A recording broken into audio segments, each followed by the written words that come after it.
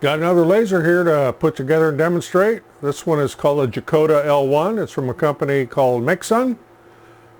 And yes, this was provided to me to test and demonstrate and review and do all that kind of good stuff. And this one is not only just a laser, we get an air assist with it, we get a rotary with it.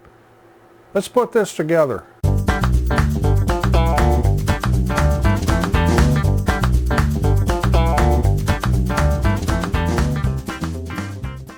I'm Roger, welcome to the shop, and yes, I have another laser to put together here and demonstrate.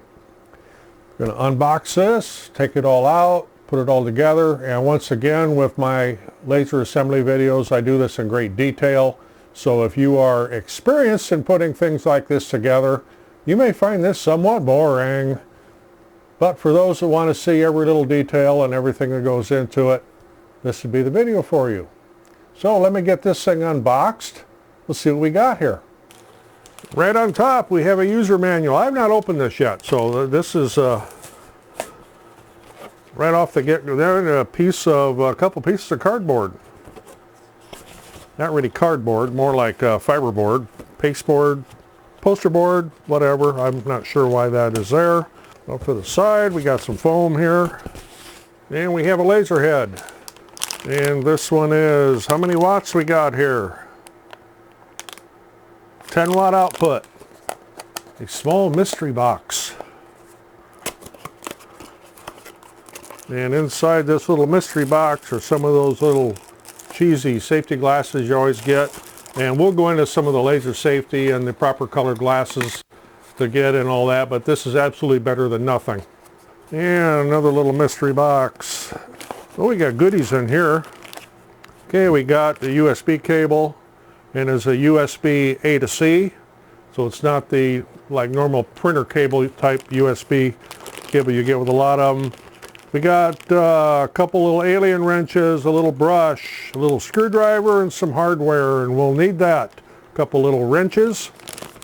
Next mystery box, we have a power supply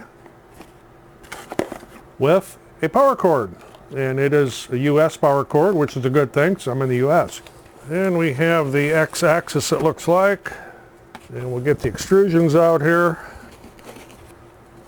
Oh, I like the design of this. This is, obviously it's going to be the front, but this is pretty snazzy. And the motherboard is up underneath. You got a little TF card that's already inserted here. Looks like you have a reset button. Button. It even says right there, it says button. Then you've got a place to plug your roller in.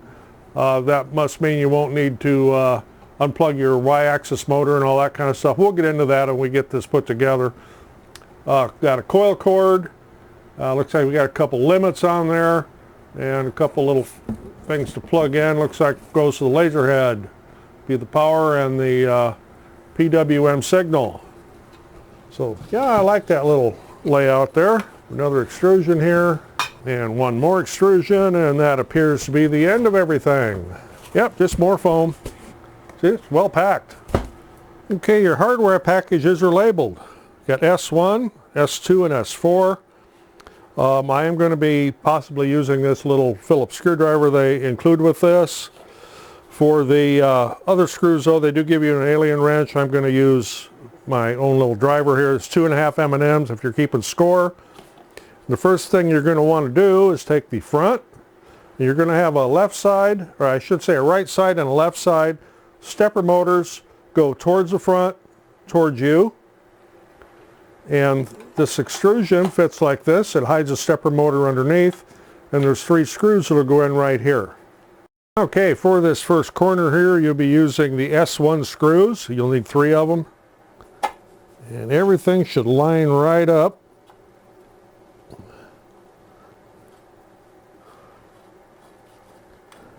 As always, get all of your screws started before you tighten them up.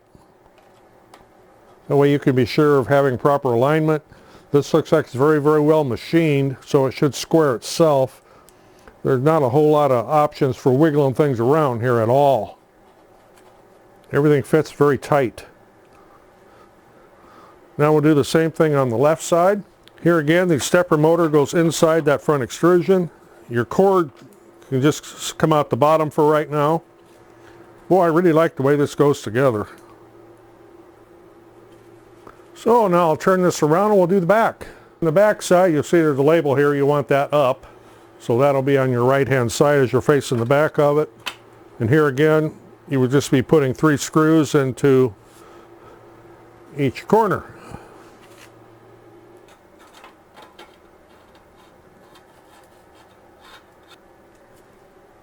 Okay, next we'll be putting the X-axis on. And if you're not familiar with a laser, the X-axis is your left to right, the Y-axis is the front to back, the Z-axis is up and down on the laser head itself. So here you'll see you have a stepper motor that'll need to be on your left side. This is where the laser head was going to be mounting. That will be facing towards you. You should have the laser frame facing you. The same S1 screws you used on the 4 corners is what you're going to be putting on this extrusion through these holes in the side right back here. I suggest you start one on each side to keep this from hanging funny, as they say. You do have to line it up with the screw hole though. I'm holding this up so it's not just hanging down because you could possibly bend something. And there again, don't tighten these up until you have them all in. You may find that you have an extra screw left over. That is getting to be a common practice with the manufacturers, so that if you should happen to get a screw with a bad thread or something, you're not calling their tech support line and wanting them to ship you a screw. So once you have those in there, you can get them tightened up. And we're ready to move on to step 4. Okay, I have this turned upside down for clarity, so you can see everything I'm doing here on the bottom rather than just like lifting it up and plugging things in. And you can do the same. So your Y-axis stepper motor, you got one in the corner here right by this leg. You'll have a plug that needs to be plugged into there. You'll notice it's keyed. There's 2 little protrusions on there. That will actually face the leg.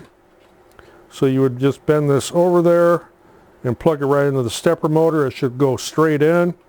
Don't force anything. Don't bend any pins, because straightening those pins out would be very, very difficult. So you've got that on this side. You have the same thing on the other side. Exactly the same way. The little protrusions will face the leg. There, plugs right in, no effort. Okay, while I've got it upside down here, you'll see there's a little hole tapped here, and there's a little cable clamp to hold your cable down the line. You've got these S4 screws here, and the bag marked S4. You clamp this down right here into that hole. Okay, so I have this upside down, but I turned around so the front was away from me so you could hopefully see this better. These 2 screws on this stepper motor hold a little auxiliary circuit board. Because you're going to have to be mounting a limit switch here, and this would be in the way of you being able to put those screws in, you're going to need to temporarily take that off. There's just a couple Phillips screws there, and I suppose you could use the screwdriver they included with it. You don't need to take all 4 of the screws out, just these 2 on the back. Okay, the limit switch is going to mount right here. I've got my finger. It's for the Y-axis. If you look closely at your limit switches, there's little tiny labels on it, and I do mean tiny. One's marked X, that has a blue wire on it. The other one is marked Y and has a purple wire on it. And we're going to be using the one with the purple wire. And it will mount. Well, this is going to be fun to try to show on a camera. It'll mount like this. There's a little red button on it. That'll point that direction. Let me get these little screws out here. We have 2 of these little limits to mount. It's not as fiddly as it sounds. I've done much more difficult things in the past. We'll get this little screwdriver they give you with it.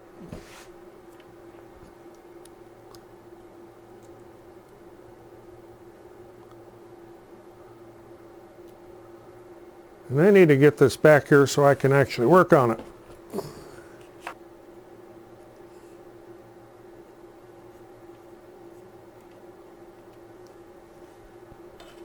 Yeah, this does require a little bit of dexterity and eyesight so you can see the head of the screw. Don't over tighten those or you'll break that plastic switch housing. So So that's what all there is to do in the Y-axis. Now we'll do the X-axis limit switch. Okay, the X-axis limit switch, I've got this turned right side up again. There's two little holes tapped here, and this is the one marked X, and it's immaterial which side you have the little red bump going up on, because it's going to contact this rail here to make the limit, and that rail goes all the way up and down, so it's immaterial. I'm just going to mount it with it up. So when you're done there, it'll look like that. Now I'm going to flip it back over again, because we have to put this piece back on. So now this will need to go back on with the little circuit board facing the front of the laser. Again, this is upside down. The front is over here on my left. So we'll just put this back on there.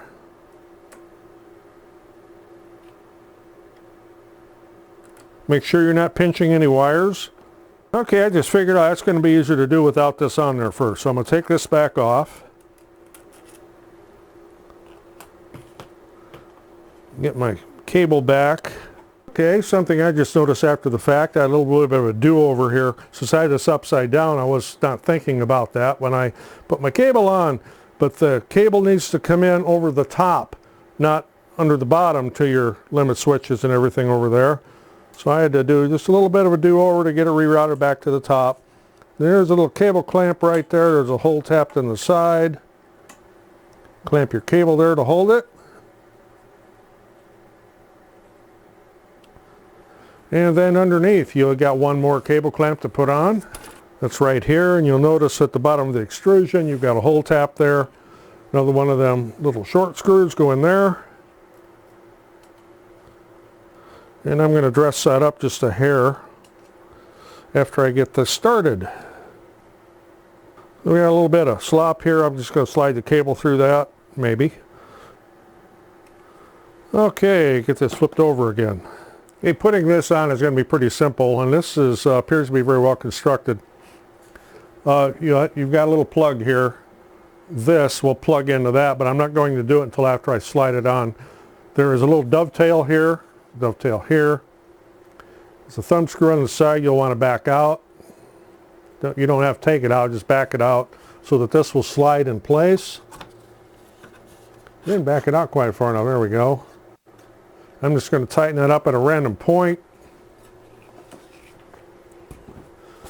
You see this here is also keyed. There's two protrusions. You'll see there's two slots where that key goes on the head.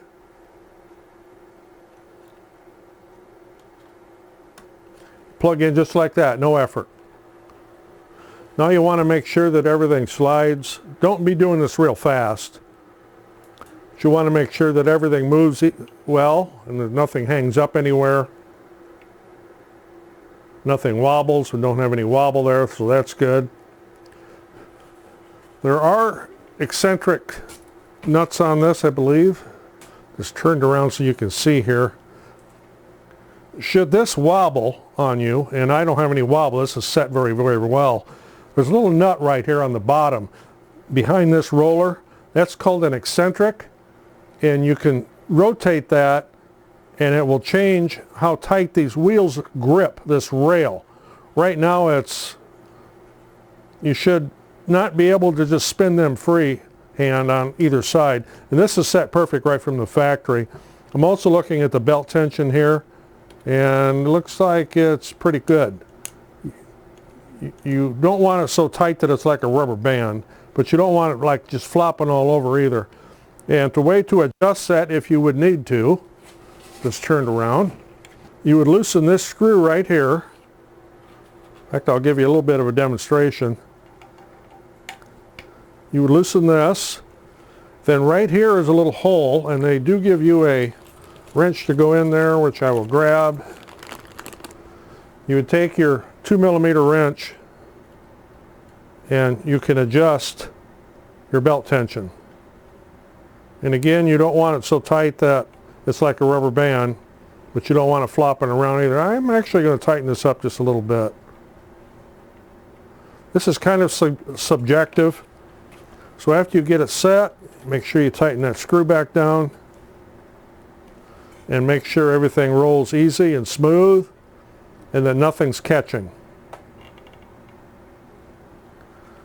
Now we have to do that same thing on the y-axis to adjust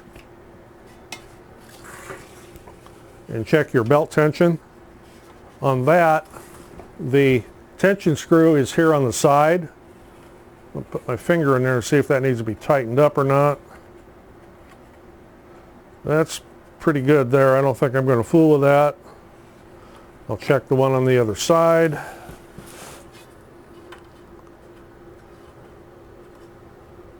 That one's a little sloppy.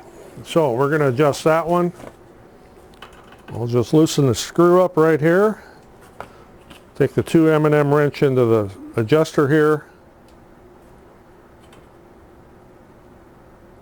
Oh, I take a lot of tension up on that one. What you're going to want to do before you power this up or anything else is to make sure that everything moves easy and that that limit switch hits the little thing down there.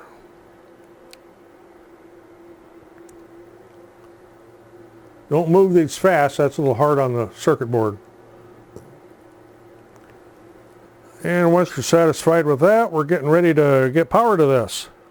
Some of this should be fairly obvious, but just in case, your power adapter here, right next to the switch, your USB cable, the USB-C end, it's the end that looks like so.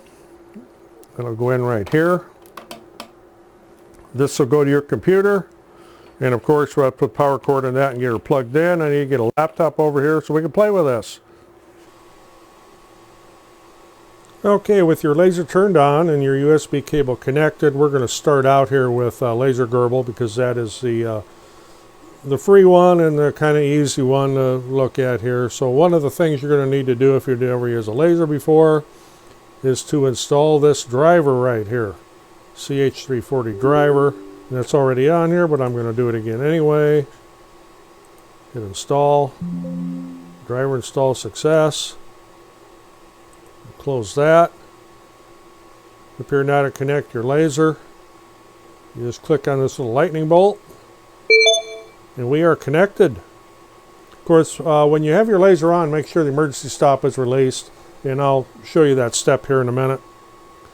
So, to disconnect your laser, click on that again and you're disconnected. So now we'll go to Lightburn, which is a software I use most of the time. And incidentally, Laser Gerbil here, that's Laser GRBL, which you see up here in the corner. You can download that from their website, and I would imagine that's probably on the TF card that came with the laser as well. But I always suggest you download the latest version. So we'll get out of Laser Gerbil here. I'm going to open up Lightburn. Okay, something you need to know here. If you already have Lightburn and you already have some lasers and you want this to find your laser, you're going to have to go down here next to Devices and click on Choose. If you try to find your laser with that picked to a COM port, it won't find it. So now go to Devices here, and we're going to click on Find My Laser. I have quite a few lasers, that's why I'm showing you it this way. Then click Next, and it will scan for it. Okay, once it identifies your laser, as it did here, we're going to click on Add Device. You have to call it something. Jiccoda L1. And the dimensions of your work area will automatically come into this at 15.91 by 15.91. To convert that to metric, I think that's about a 400 millimeter square. So let's click on Next. Okay, since this laser has limit switches, we can home this. And the home position is front left, and we can auto home it on startup. Click Next, then Finish to add that device. Click OK. Go over here and we'll scroll down to that laser. And it is automatically headed home. Hopefully nothing will crash because I haven't checked out limit switches yet. Looks like everything's working. And we are perfect. Okay, to set your focus, I'm just going to take a scrap of 1/4 inch plywood here to cut off. You see there's a little blue knob on the side here. You just turn that 90 degrees till it faces down. You loosen the thumb screw up right here until that just contacts the work. Tighten your thumb screw back up. Turn this back up out of the way, and you are now focused. And we're going to do a little test engrave on this in a minute. Okay, something you're going to want to do in Lightburn here.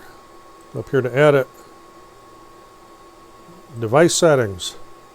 Right here, I enable the laser fire button, and I like to have the laser on when it's framing so I can see where that little beam is going.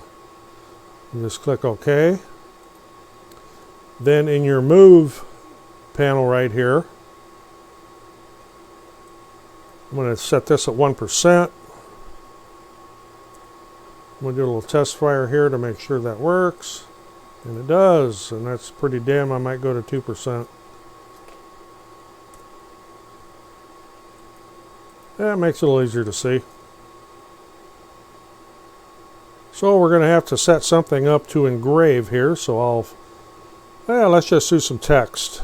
So I'll go over here, grab my text. Test this, and we'll go down and pick number 1, which is an offset fill. So after I highlight this, I'm working off absolute coordinates, and I'm going to work from center. So this has limit switches, so it's always best to work from absolute coordinates. I always work from center. Job origin center. That's just my personal preference. You can do whatever makes you happy. So I need to put this in the middle of the page. Go up here to this little guy, move to page center. There we are right there. So now I need to frame this. Click on frame. The laser will move over. It'll frame that. I need to move my little test piece of wood a little bit there so I'm make sure I'm on it. I'm actually going to downsize my graphic a little bit here. It doesn't take quite as long to do. So let's take this down to 0.5. Okay, so what are my settings here? It's a 10 watt laser. I'm on this L1 plywood, 4,500 millimeters per minute. It's 70% power. Of course, now I'll frame this again. Always frame your work. Make sure you're where you're supposed to be. Then I can click start. And away we go.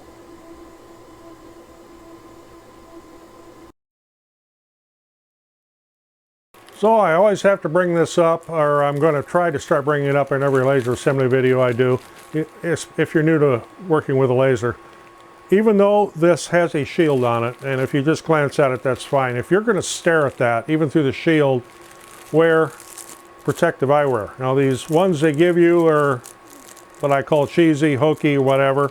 The proper color for a blue diode laser is orange. And I have these goggles I wear because I have prescription glasses. And these are comfortable, fit right over the top. These have to be made by Cloud Ray. I'm not sponsored by them or anything. But this is the proper one. It has a good density to it.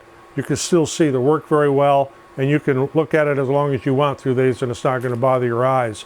Okay, with that mentioned, if you have children or pets around, do not operate your laser while they are in the area, because whether it be a dog, cat, or a child will want to stare at that laser beam and it will absolutely damage their eyes.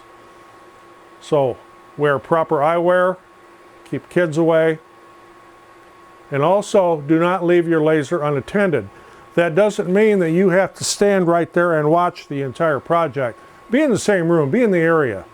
Don't start your laser off, especially if you're doing cutting on wood or something, and just wander off somewhere and not come back, because although this has safety features on it, you know, the flame detection and the tilt, and if it stops in one place too long, you know, it'll shut down. Yes, but things can still happen. And that being mentioned, also have a fire extinguisher. They're only $15. You can get them at your home store. Have one in the area. You may never need it, but if you do, you're going to be damn glad you've got one. So that's my little PSA message here. So now I'll get back to talking about this laser. Okay, something I need to show here is they have an emergency stop button here. If you hit that button, that shuts down, I mean just right now. But you can't like just pull it back up. You're gonna have to twist it to the right a little bit and it'll release and then your laser starts back up. But if you would have a situation where things just got all out of hand, you didn't know what to do, just hit that button, it shuts it down right now. That's a very good feature to have on a laser. Another great feature about this laser is it has limit switches, which means you have a homing function, which means it makes it very easy to work from absolute coordinates, which makes it easier to lay out your project. I'm going to be mounting this to a board. I'm going to be burning a layout grid on it. With the type of feet that are on here, I don't have anything. I'm going to have to design something and probably use Tinkercad. That's made for kids, even us old kids. I'll design something in Tinkercad and I'll print it on my 3D printer, and I'm going to need a way to raise this laser up to use the roller assembly. So I will also design some risers. Okay, don't be going after me right away wanting a set because I haven't designed them yet. You're going to have to wait till the next videos come out when I actually have the STL files. If you have a 3D printer and you request the STLs, I'll send them to you. If you don't have a 3D printer and you'd like to get a set of the feet and the risers, I'm reasonable and I like to help fellow laser users out. I'm not out to become a millionaire making 3D printed parts. So now I'm going to talk about software. Yes, Laser Gerbil is free and you can download that from the Laser Gerbil website. Lightburn is free for 30 days. After that, I think it's $60 and it gives you a license to put it on 2 computers. And I know from experience, if you ask them nice, they'll let you put it on a 3rd. After that, additional licenses for other computers if you need them are $10 each. That's reasonable. Then there's a $30 per year renewal, if you wish, which covers all your licenses if you want to continue to receive all the updates and everything. For me, because I have so many lasers, it is really, really worth it for me. So why do I use Lightburn over Laser Gerbil? It has a whole lot more features, and to me, it's actually easier to use. There is a learning curve. And Lightburn has some videos on YouTube here you can look up and watch. But if you really want to get into learning Lightburn, look up the Louisiana Hobby Guy. He has done an absolutely phenomenal job of tutorials on how to use Lightburn. And Rich has started from the very beginning to the newbie on up to many more advanced things. He has a group you can join. He has lots of free libraries of graphics and settings, and he can walk you right through it. And because he has done such a fine job, I have absolutely no intentions of even trying to duplicate what he's done. I will show some of the basics in my videos, but if you really want to learn Lightburn, go check out Rich at the Louisiana Hobby Guy. And no, he doesn't pay me to say nice things. He's just a great guy. He's got a great channel. So what are these risers going to be like? Well, they're going to be something like this. This happens to be a 50 millimeter one. This is for a completely different laser. It won't work on here at all. This is actually for the Artur Laser Master 3. There will be a mount like this, and it will look a little bit like a Duplo block or a big Lego with a hole in the center for the leg, and then there will be a place for the other ones to stack up and interlock and be very sturdy, so you're not getting wobble or anything. So that's kind of what they're going to be like. But as I said, I haven't designed them yet, so you can't ask for them quite yet. So I'll have some more things coming up on this laser here soon. We'll be adding the air assist. I'll be making a base for it, spoil board in other words. I'll be engraving a grid on it. Of course, the mounting feet, all that kind of stuff. That'll be coming up here in the future. We'll be adding the air assist. Did I mention that? Maybe I did, maybe I didn't. If I didn't, we're going to be adding an air assist, and we'll be playing with the roller on this as well. And I will be showing some beginner projects. I'm currently doing a series on laser projects for beginners, and I'll be using this laser for one of them. So if you got anything out of this, appreciate getting a thumbs up. Always helps the channel. Of course, always looking for subscribers. There'll be links in the description on where you can get one of these, along with the accessories. And again, yes, MakeSun did provide this to me to test and demonstrate, which is what I'm doing here. Thanks for watching. We'll see you on the next one.